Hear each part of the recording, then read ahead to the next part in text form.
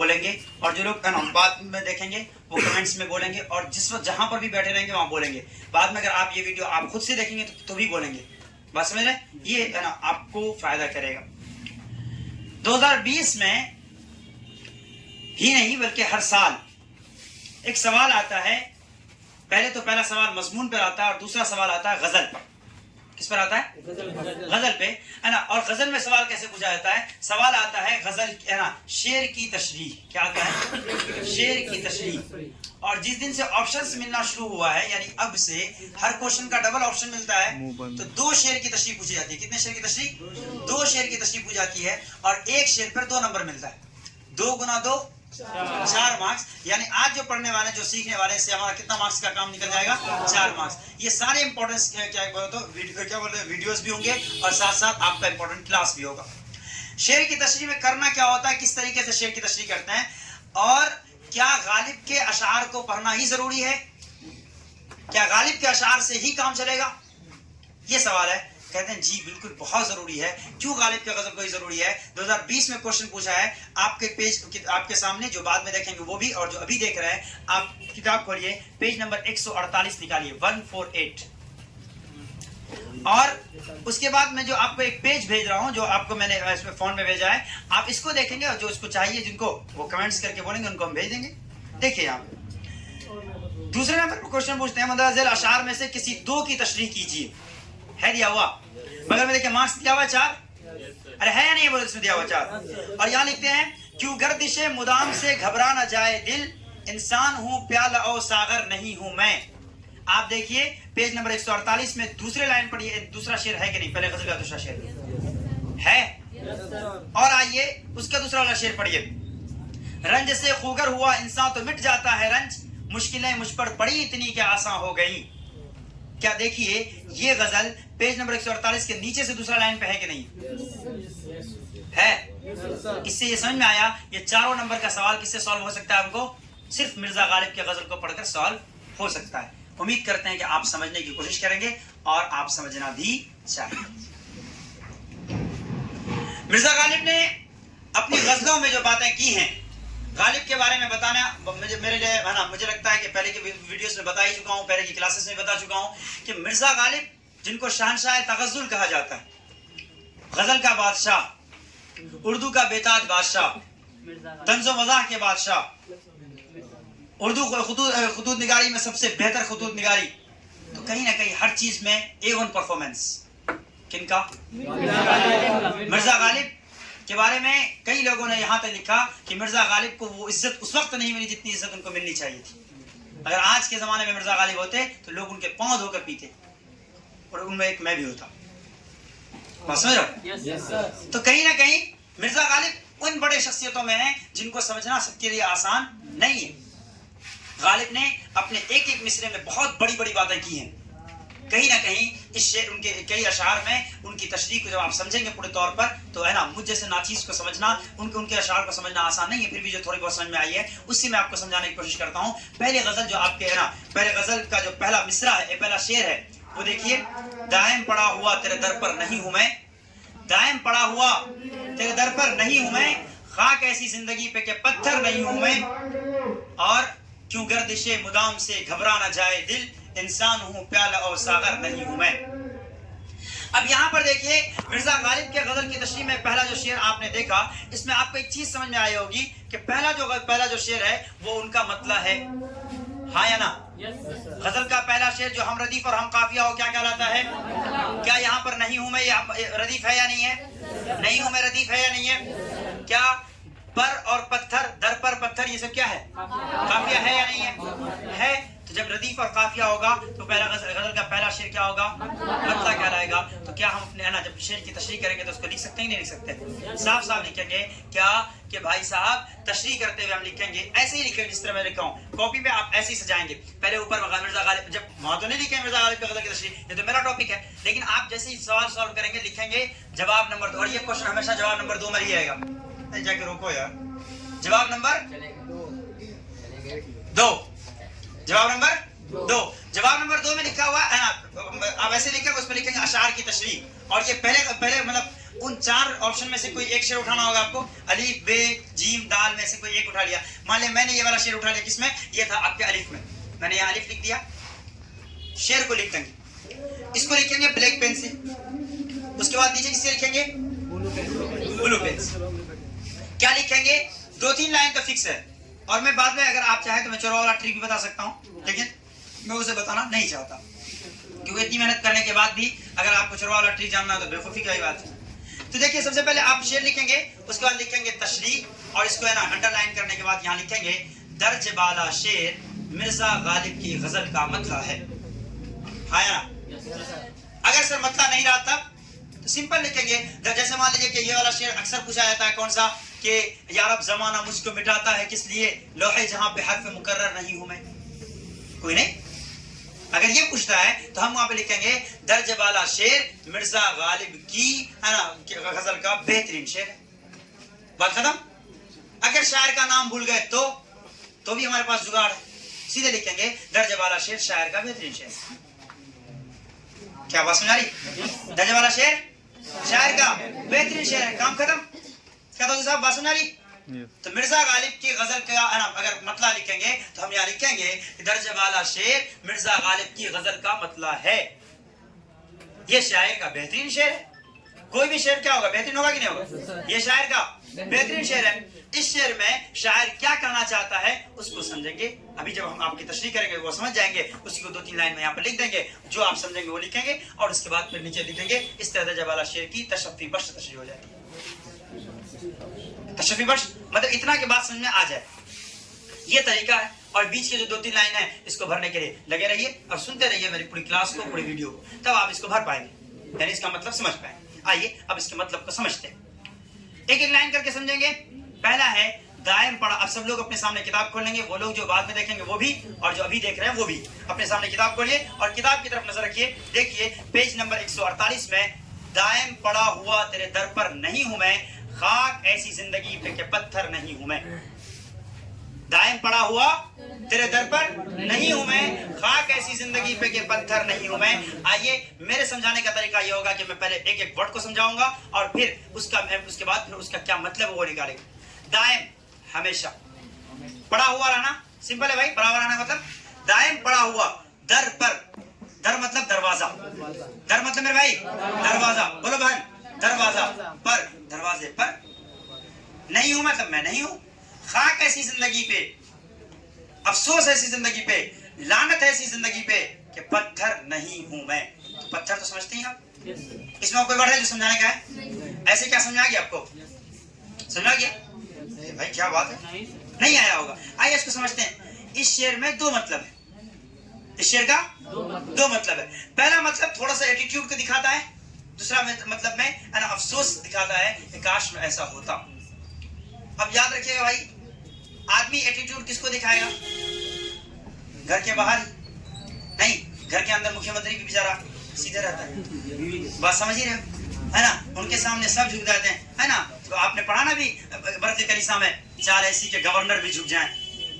जब ये बादशाह को मुखातब करके बात करते तो इनका एटीट्यूड लेवल देखिए। और मिर्जा गालिब इतने बड़े क्या बोलते खुददार शख्स थे।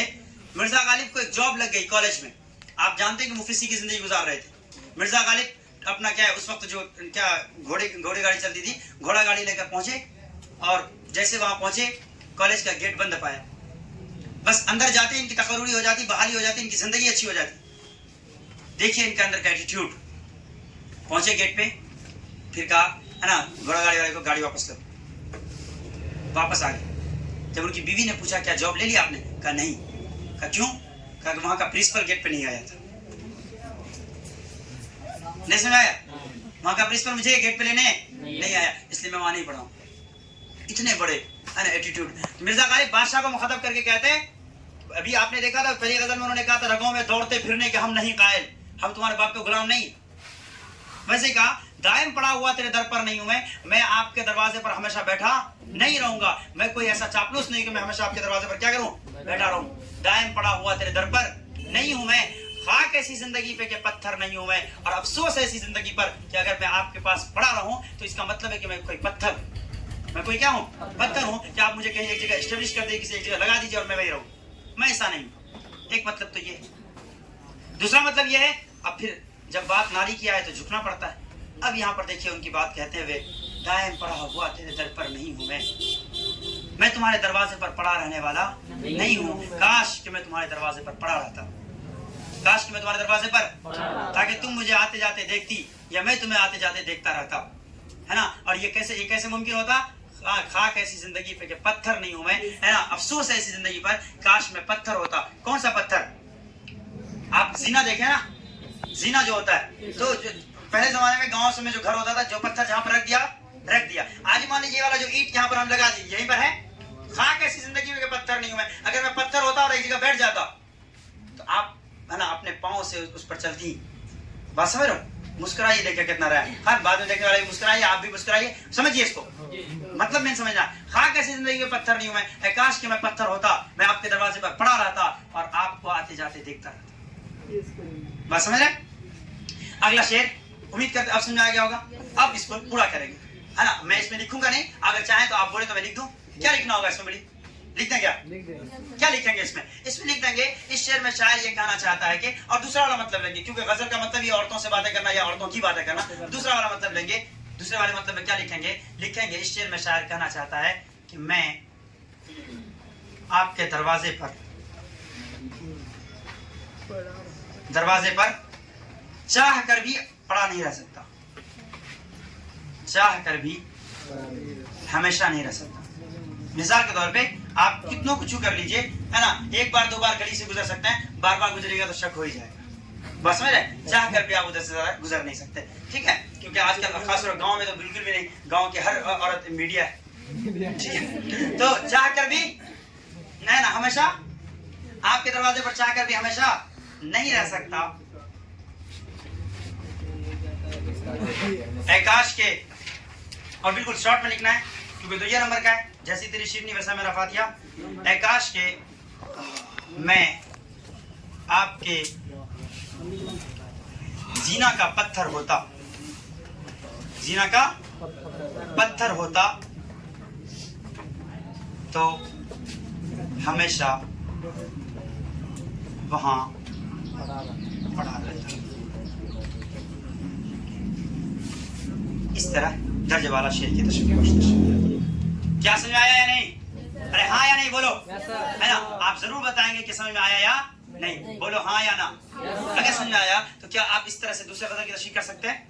आप सिर्फ शेर की तशरीह समझते जाते हैं, एक तरीका बता दिया गया, एक ढांचा है, बिल्कुल इसी ढांचे पे किसी को भी लाकर आप सेट कर दीजिएगा। आइए अब हर शेर को तरतीब से समझते हैं। अगला शेर देखिए, क्यों गर्दिशे मुदाम से घबरा ना जाए दिल, क्यों गर्दिशे मुदाम से घबरा ना जाए दिल, इंसान हूँ प्याला और सागर नहीं हूं मैं। शायर कहता है, पहले इसमें एक एक वर्ड को समझते हैं कि गर्दिशे मुदाम, हमेशा हमेश रहने वाली दिक्कत, मुसीबत, परेशानी, हर वक्त की मुसीबत। इंसान हूँ, अच्छा, और कोई बार घबरा ना जाए दिल तो समझ है, दिल ना घबरा जाए, अरे दिल ना घबरा जाए। इंसान हूँ प्याला और सागर नहीं हूँ। ये प्याला और सागर बार बार आता है, देखो ये सब, है ना, जाम, सुबह, प्याला, सागर, सब गिलास की तरह से। अब लोग अलग अलग तरीके, कोई प्याला यूज करता है, कोई प्याली यूज करता है, बस समझ रहे हो, कोई, है ना, गिलास यूज करता है। तो मतलब ये जिसमें आप मान लीजिए कि जिसमें आप क्या रखते हैं, कोई सामान रखते हैं, सामान में वो भी लिक्विड। तो प्याला और सागर, प्याला तो समझते ही है, शराब के इसको भी, है ना, जो प्याला होता है उसको भी हम क्या प्याला और सागर कहते हैं। नहीं हूं मैं, कौन कहते हैं? और उस वक्त ये सब बहुत ज्यादा फेमस था। तो क्या, अब शेर को समझिए, क्यों गर्दिशे मुदाम से घबरा ना जाए दिल, इंसान हूं प्याला और सागर नहीं हूं मैं। शायर कहना चाहता है, क्यों हर वक्त की मुसीबत से मेरा दिल परेशान ना हो। एक बार दो बार परेशान, मुश्किल आएगी, परेशानी आएगी तो चलेगा, लेकिन बार बार अगर कोई परेशान करेगा, बार बार परेशानी आएगी तो अफसोस तो होगा, तकलीफ तो होगी, दर्द तो होगा। बस में नहीं समझ रहे? तो क्यों गर्दिशे मुदाम से घबरा ना जाए दिल, इंसान हूं प्याला और सागर नहीं हूं मैं एक इंसान हूं, मैं कोई प्याला और सागर नहीं हूं कि प्याले के अंदर आप चाहे जितना से गर्म पानी डाल दें, जितना ठंडा से ठंडा पानी डाल दें, उसके अंदर एहसास उसका है, उसको कोई फर्क पड़ता है नहीं। चाहे उसमें गर्म पानी डाल दीजिए या क्या डाल दीजिए, ठंडा पानी डाल दीजिए, वो अपनी जगह पर सालिम है। लेकिन क्योंकि मैं इंसान हूं, इसलिए मुझे इस चीज का एहसास है, और मुझे ये लगता है कि नहीं, है ना, मुसीबत जब ज्यादा हो जाए तो उसका असर पड़ जाता है। बाद में फिर इस शेर की तशरीह मतलब का वो हल भी बताएंगे। अगर रंज से खुगर हुआ इंसान तो मिट जाता है रंज, मुश्किलें मुझ पर पड़ी इतनी कि आसान हो गई, वो बाद में देखेंगे। लेकिन इस वाले गजल में शिकायत कर रहे हो इस बात की कि हर वक्त की मुसीबत से मुझे क्या होती है, बोलो भाई, घबराहट होती है, परेशानी होती है। क्यों गर्दिशे मुदाम से घबरा ना जाए दिल, इंसान हूँ प्याला और सागर नहीं हूँ मैं, मुझे इस चीज का एहसास है। क्यों? क्योंकि मैं इंसान हूँ। तो जब क्या ठंडा के वक्त ठंडी लगती है मुझे, गर्माहट के वक्त क्या, गर्मी के वक्त गर्मी लगती है, ठंडी के मौसम में जब आप क्या नहाने जाते हैं आप क्या करते हैं, थरथराना शुरू कर देते हैं। गर्मी के मौसम में ठंडा पानी ना मिले तो मजा नहीं आता नहाने में। क्यों? क्योंकि इंसान है। इसी तरीके से हमारे अंदरूनी हालात जब बेचैन करते हैं तो हमें परेशानी होती है। जब क्या खुशी के लम्हे आते हैं तो हमें खुशी होती है। क्यों? क्योंकि इंसान हूँ प्याला वो सागर नहीं हूँ मैं, हर वक्त की मुसीबत से मुझे भी तकलीफ होती है। उम्मीद करता हूँ समझ गए होंगे। अगला शेर पढ़े। यार अब जमाना मुझको मिटाता है किस लिए, यार अब जमाना मुझको, तो देखिए, यार अब जमाना मुझको मिटाता है किस लिए, यार अब जमाना मुझको मिटाता है किस लिए, लोहे जहां पे हर्फ मुकर्रर नहीं हूं मैं, लोहे जहां पे हर्फ मुकर्रर नहीं हूं मैं। मान लीजिए अब मैं आपको कुछ समझा रहा हूं, यहां पर आपने देखा कि तो हमेशा वहां पड़ा रहता, फिर मैंने लिख दिया रहता, ठीक है, रहता है। यहां पर देखिए कुछ डबल डबल है क्या, है या नहीं? तो अगर डबल होगा तो क्या कीजिएगा आप? अरे बोले क्या कीजिए, एक ही चीज डबल हो तो एक को मिटा देंगे। अरे बोलो यार क्या करोगे, क्या दिमाग चल रहा है आपका, क्या करोगे इसको? एक को हटाओगे नहीं हटाओगे? तो मान लीजिए मैंने इसको हटा दिया, क्यों? क्योंकि डबल था।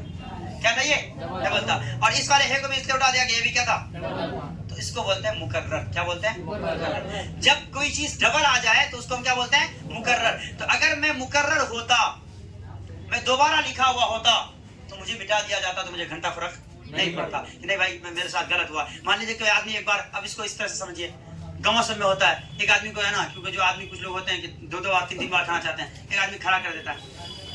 जो आदमी एक बार आ गया उसको दोबारा आने मत दीजिएगा। वो बेचारा जो पहली बार दूसरी बार आया उसको निकाले तो भाई चलो कोई दिक्कत नहीं। जो बेचारा पहली बार आया बहुत दूर से खाने के लिए, भाई जाइए आप नहीं खाइए, आप खा चुके हैं, कितना बुरा लगेगा उसको। तो वही कह रहे हैं यार अब जमाना मुझको मिटाता है किस लिए। ये जमाना से मुराद जमाना वाले लोग, जमाना से मुराद ये जमाने वाले लोग, ये जमाने के लोग मुझे क्यों मिटाना चाहते हैं, जबकि मैं दुनिया में एक ही बार भेजा गया हूँ। तो कोई इंसान दो बार भेजा गया? क्या हम इस बात पर विश्वास है हमारा कि पुनर्जन्म होगा? हाँ है, लेकिन पुनर्जन्म कहाँ होगा?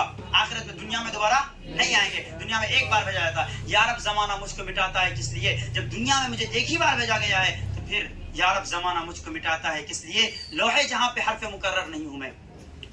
दुनिया की तख्ती पर, ये दुनिया, ये बोर्ड है, अगर इस बोर्ड में मैंने दो वर्ड को एक ही बार है ना, है को अगर मैंने डबल बार लिख दिया, रा और रा को डबल बार लिख दिया तो मैं एक को मिटा सकता हूँ। मुकर्रर में मान लीजिए मैंने ऐसे लिखा मुकर्रर, अगर यहाँ पर हमने दो रा दे दिया, एक को मिटा सकता हूँ। लेकिन जब एक गेट दिया हुआ तो उसको क्यों मिटाएंगे?